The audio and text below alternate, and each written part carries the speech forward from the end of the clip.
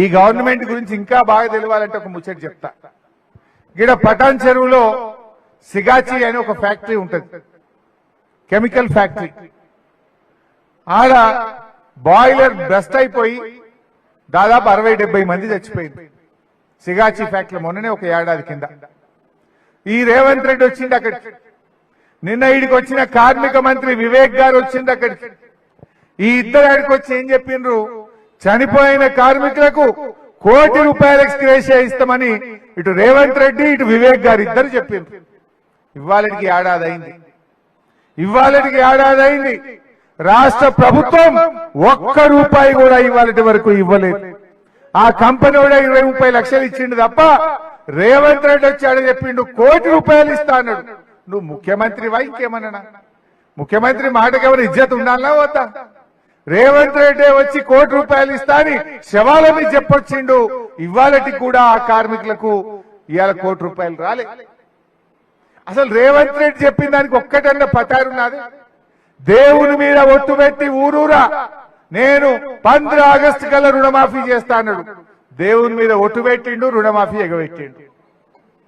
మొన్నెప్పుడో సిద్దిపేటకు వచ్చిండు, 45 రోజుల్లో రైతులందరికీ రైతు బంధు అకౌంట్లు వేస్తా అని చెప్పిండు. మా దగ్గరకు వచ్చి 65 రోజులైంది, ఇదివరకు రైతు బంధు పైసలు బల్లే.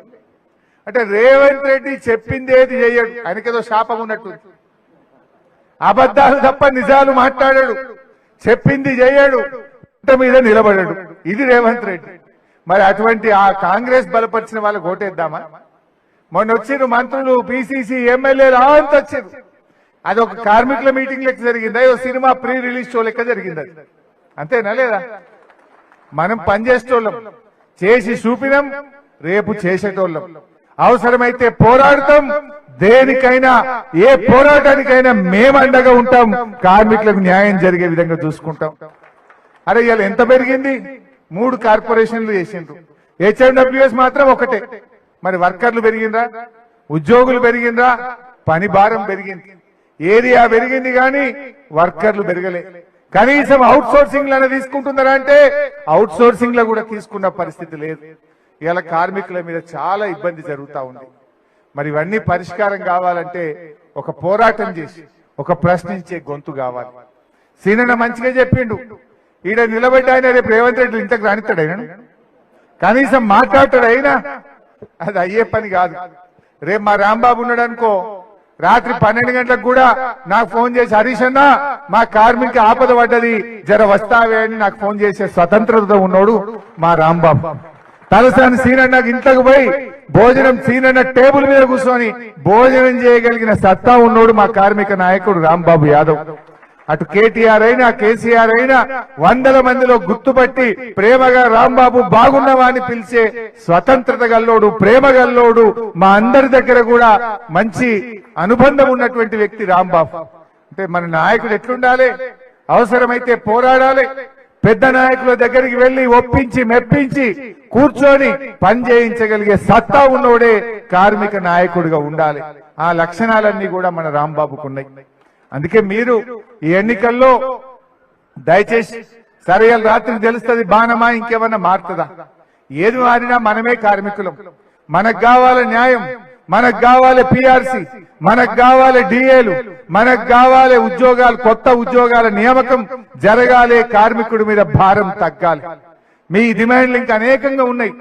గతంలో చేసి చూపినాం, రేపు కూడా తప్పక చేసి చూపిస్తాం.